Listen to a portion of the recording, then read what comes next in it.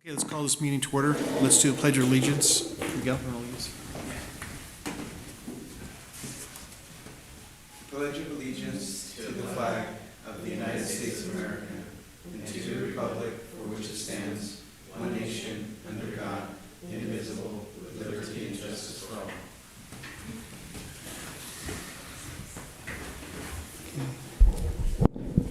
Roll call. Chair Gary Cushing, Here. Vice Chair Jamie Labor, Here. Commissioner Aaron Todd, Commissioner Cameron Carizales, Commissioner Miguel Magallanes. Here.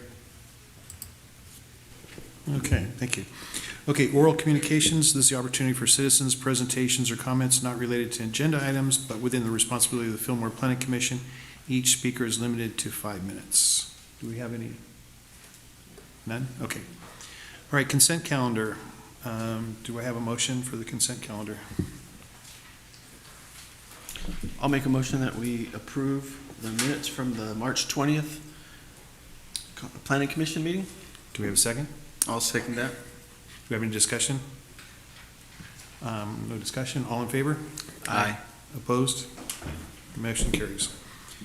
There's no public hearing. Business items. Training session, land use element 2005. Kevin.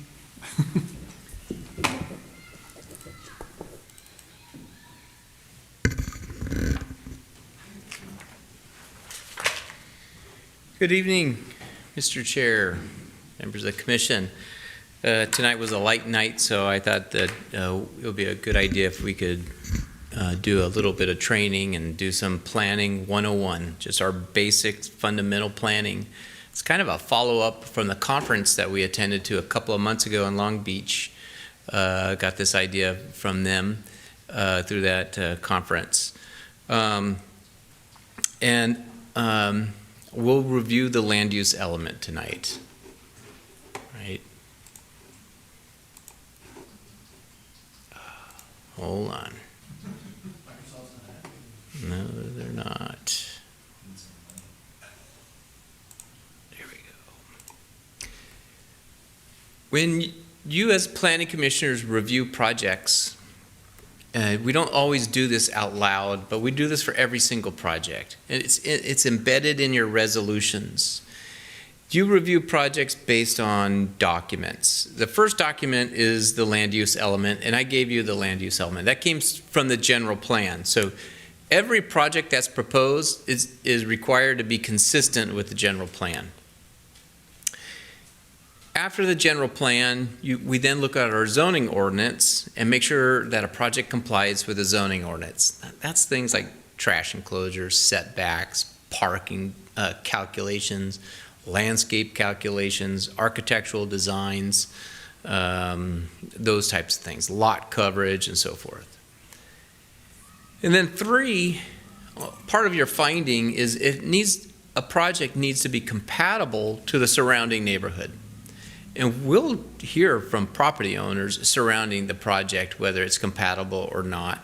But you can use your own logic on that too. And then compliance with CEQA, California Environmental Quality Act. We have to make sure it's adequate for that. And that there's enough infrastructure available to the project. Sewer, water, streets, all of that stuff. And then lastly, that a project fits in terms of design, size, location, and all that. So you base your decisions on that. You're not sitting up there like a Supreme Court judge and I present a case to you. And then it's followed by the developer and they present their case to you. And then the homeowners or neighbors, they come forward and you present a case. And then you make a decision based on the case, right? You don't do that. You are following findings, prescribed objective standards, and make sure that we comply with the things that I've just stated. That's what we're supposed to be doing. And in terms of the land use, I won't read all of this. This comes straight out of the government code section. Yes? Can I jump in real quick on the findings point? The findings that Kevin mentioned, he had a list of them. And there are slight variations in the findings depending on the type of entitlement or the type of application that the person has submitted. But all of these findings are specified in the Fillmore Municipal Code. Right. And so when the resolutions are set up, those findings are looking at all of the requirements of the municipal code. And so the planning commission's analysis of a project's really tied back to the municipal code requirements in that way. That's sort of just a technical point, but if you're ever curious, you can look at the municipal code sections to see what the specific findings are for each type of project, because there are slight variances. It's also, like I said before, it's embedded in your resolution. Like, when we describe, is a project compatible, is a project consistent with the general plan, you'll read in the resolution that, hey, the project's proposed is a high-density residential, 50 units per acre, and the property's designated as 50 units per acre, and therefore conforms, or it's consistent, right? We'll describe all of that. So a general plan land use, according to the state of California, it's this language here. I won't read all of it and bore you, but we're supposed to take our various land uses and in an organized, prepared method, lay it out across the city. And it's to be organized. And the idea is that we anticipate development. We prepare for it, so that when it's proposed, we know how to, it's already planned. And you come up with a land use map. This is our land use map. This map is really dated, the base map, this is what we call the base map. It started in 1995. And we approved it in 2003. We amended it in 2005, and we amended it again in 2011. And this map that I'm showing to you is a bit out of date, but for the purposes of tonight, what I want you to see is the various land uses. We anticipate development. So we have something called rural ranch estates, and that's up on the hillside. That's up in above Foothill. That's 1 unit per acre, right? That's ranchettes. And then we have something called residential rural. That's further up Pole Creek, 4th Street. And then residential low in yellow, that's predominantly most of the city is residential low. And then residential medium is a higher density that allows 11 units per acre. And then residential medium high, and then residential high, which is I think 35 units per acre, or 15 plus, if I remember correctly. Everything's color-coded. And you'll notice in the dark, deep red, central business district. That's a pretty intense use, central business district. And in the land use element, you'll notice that it says, hey, the central business district needs a specific plan, a plan just for itself. So how we plan the city, the core of the city is the central business district. It's really intense. A lot of commercial activity, a lot of residential, and the building height is high and reduced parking. Right? We wanted congestion. It's good for business. We did not want to close streets, keep them open, and make it so it's convenient to go into business. Then you'll see commercial neighborhood. There's very little of commercial neighborhood. These are small spaces throughout the city. There's a couple of spaces in North Fillmore that's commercial neighborhood. And then commercial office, there's some on Sespe and a little bit above Central Avenue. And then manufacturing industrial, we now have very little space called manufacturing industrial. There's some along Highway 126, and then along A Street, and then in North Fillmore. And then in the blue area, it says public facilities. That's our schools and our sewer plants and the equestrian center. And then something called business park. When we created this in 2003, we didn't have a business park master plan, but now we do. So that we're just showing the distribution of land uses And that's what this land use map is. We always start from there. Whenever a project's proposed and it comes in, we start from there at the counter. In the land use element, we have a vision statement. We call it the city's statement of vision, but it's a vision statement. It says, foster a thriving small town atmosphere in which civic pride, personal well-being, and a balanced economy are nurtured and protected. So there's some key words in there. Small town, right? So if I have a project that's too large for this town, there's going to be a big public outcry. The city council's not going to be happy. You're not going to be happy. The public's not going to be happy. It's not thriving small town. Or if it doesn't fit. I had a project proposed 3.5, 4 years ago. It was one city block. And it was 3 stories, 100% lot coverage, no setbacks. It was not small town at all. And it did not show civic pride. The architecture didn't present that, right? So it was violating this vision statement. So when we look at projects, we should think of this. When you think of the Bridges subdivision, hopefully it does comply with this. If you look at all the architecture, and it is small town. If you drive around there, you'll see all the people walking around. It's got parks and schools and those kinds of things. So that's our vision statement. We have goals to direct us how we meet that vision statement. There's a lot of them. It's not just these 3 that I just presented, but I just took what I felt were the classic ones that make sure a small town. So one of the goals in the general plan is to maintain the city's small town rural character in order to enhance the physical, emotional, mental well-being of the city's residents. So when we do findings, you're going to ask yourself that question: does the project meet that particular goal? Or 2, preserve Fillmore's unique physical, social character by requiring high-quality urban design within development to promote architectural integrity and enhance the overall appearance of the community. Right? Again, you'll ask yourself, does this project meet that goal? And hopefully, again, the good example is the Bridges subdivision. It has all those unique features and social character. It's all integrated into the development. And then 5, we have a goal that says apply traditional style and character of the city's older commercial and residential areas to new development where appropriate. And again, the Bridges subdivision is a good example of that. But you should ask yourself those questions on every project. Do we meet these goals on projects? And again, I think there are maybe 30 goals.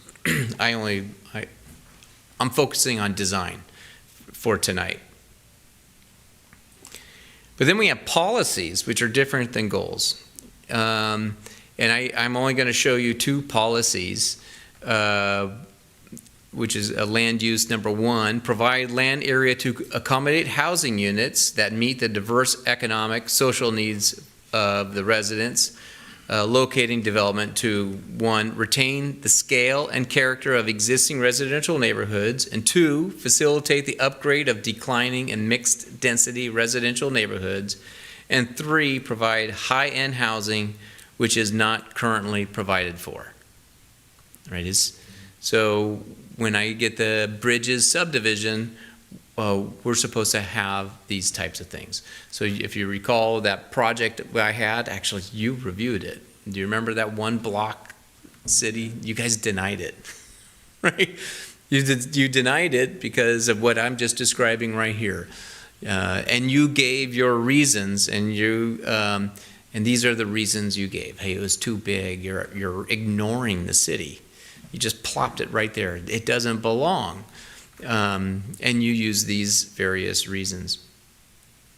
Policy LU7 says encourage neighborhood designs whose appearance is not dominated by the automobile. where front porches, homes fronting parks and parkways are encouraged and garage-dominated streets are discouraged. So if you think of the older part of Fillmore, you don't see these big garage doors, right? You drive to Valencia, you see nothing more than garage doors after garage doors, or Thousand Oaks or Simi Valley.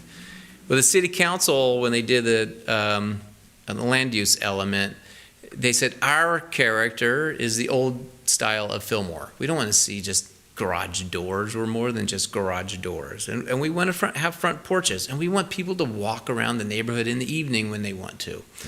So the result again of that again is the Bridges subdivision. Then we have implementation measures. It's a little more defined, and I only have two that I've identified here. Again, there are a lot of them. But new development shall be consistent with the scale of the property in question. For example, small lots should have small buildings. That project that we had as an example, one full block was 3 stories, concrete block straight up. Number 24, use the following design standards for review of proposed infill commercial and residential development. So focus on architectural style so that's compatible with the existing neighborhood. The size, scale, and bulk of new development should be comparable to existing neighboring buildings. And then 3, avoid large expanses of building walls without architectural interests.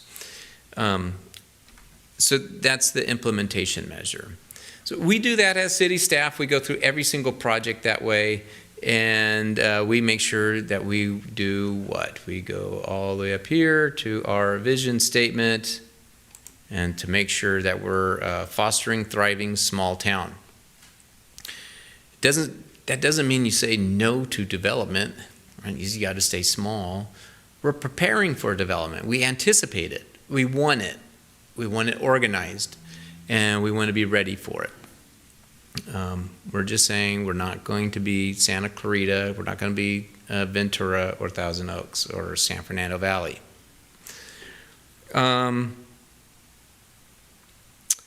And I gave to you copies of the actual land use element that you can use and peruse through it.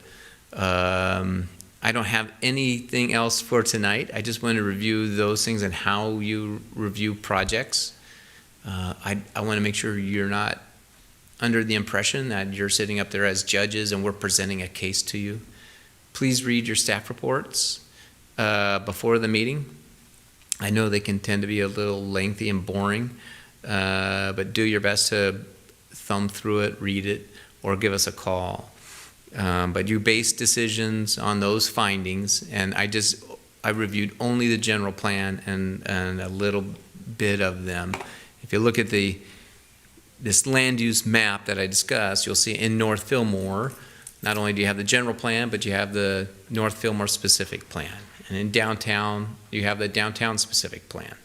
And then you have the business park master plan. And then in the blue hash area over here, we have the Heritage Valley Parks specific plan. So those get really detailed when you want to detail the doorknobs of houses. That concludes my presentation. I'll take any questions that you may have. Miguel, do you have any questions? The specific plans for each area, are those also available online? Yeah, the general plan is available online, the zoning ordinance is online, and each specific plan is online. And in some cases, we included the environmental document for each of those plans. One question I have, you're talking about the size of something, and we have this whole business park area. If some developer came and said, okay, I have a plan for that whole area, would we just say, no, that's too much, it's too big, or would we say, okay, how are you going to phase it in? What's the overall look going to be, right? Good question, especially if it's really beneficial and we did not expect it, right? The plan is so good. Let's say it's Apple. And Apple says we want to manufacture iPhones in Fillmore, but our plan didn't show it. We weren't expecting it, but it's highly beneficial to the city. This happens all the time. So you don't have to say no, that's an option. But if it's really beneficial, an option is you can do an amendment. You can amend the general plan. And you can work with that particular developer, let's say it's Apple, and we can amend what we just reviewed here. But you're still not going to amend the overall vision statement. We're going to create a small town. You're going to incorporate those goals and policies in there as much as you can, but you can amend the general plan. You can amend the general plan up to 4 times a year. That's the state law. Okay, thank you. Nothing? Already hit you. That's part of the question Oh. for me too. So, looking at the business park, I know right now the business park, restaurants with drive-throughs are not allowed currently. If there's ever, I mean, how often does the city like reevaluate or open these up to potentially look at them again? And the reason I'm asking is because, that corner, the stop, I mean, there potentially could be a restaurant with a drive-through in there that could fit right there on that corner, maybe not in the rest there, but just wondering, I mean, is that something that the city ever looks at to open those up and maybe evaluate that there could be a possibility? You mean here if or In-N-Out not? wanted to come here? Yeah, you're talking about a beneficial use, right? In-N-Out that's or currently Tommy's, not those would be allowed. really Yeah. beneficial. Yeah. So you're describing, in the business park master plan, we prohibit drive-throughs, drive-through restaurants. They're not allowed. So we have had a few want to come here and we say, sorry, you're not allowed. It's supposed to be a business park. Some retail is allowed, but for some reason, drive-throughs, it wasn't permitted.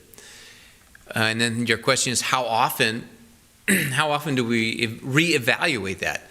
Well, we only do it if we have development interests and frequent, right? So I get calls every single day on it.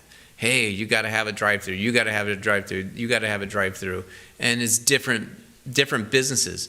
Well, something's causing, the market is saying that should occur.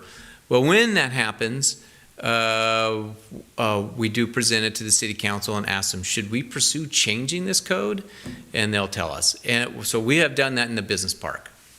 In the business park about 2 years ago, the industrial developers were telling us, hey, your building height's too low. Because it's too low, we're not pursuing it. We want 42-foot high buildings, and then we can improve storage. So we quickly made an amendment to the business park. We heard that from a lot of developers, right? So that development interest caused us to change the height requirement. When they did that, they also talked about warehousing, and we had a rule in there that said, hey, for every square foot of warehousing, you have to have an employee. The concern from the city council was that if you have a 400,000 square foot building and only 2 employees, well, that doesn't provide much for jobs. But since that was created in 2006, a lot of things have changed. So I believe we changed that ratio.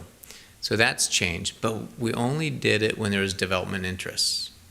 Otherwise, we wouldn't know to do it. I mean, we could shoot from the hip and guess, but if we don't have that development interest, we're not going to make that change.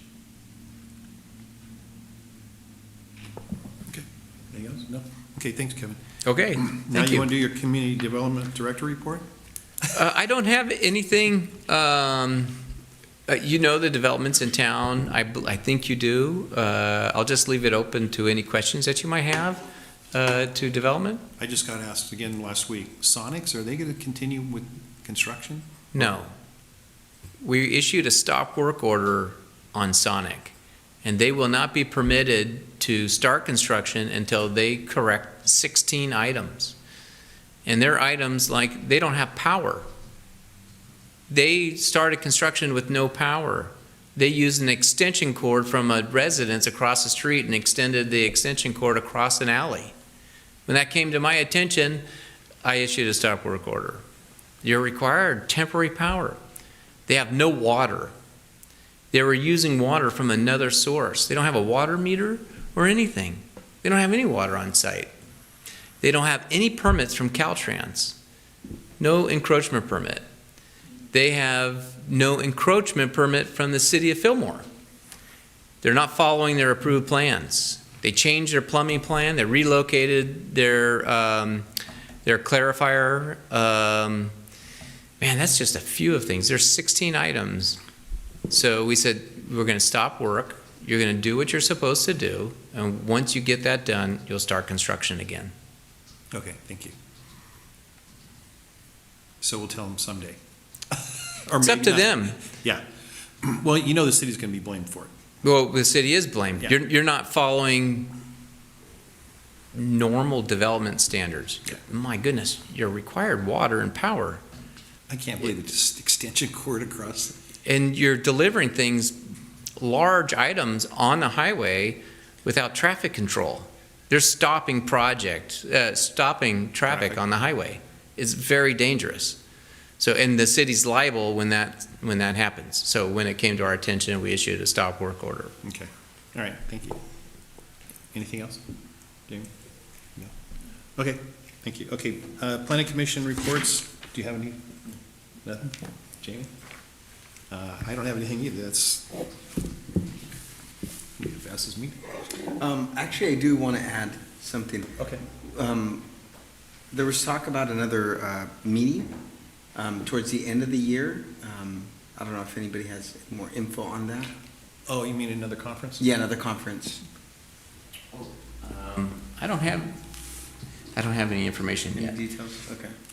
Do I was just you wondering. think we will be going to it, or, I mean, You're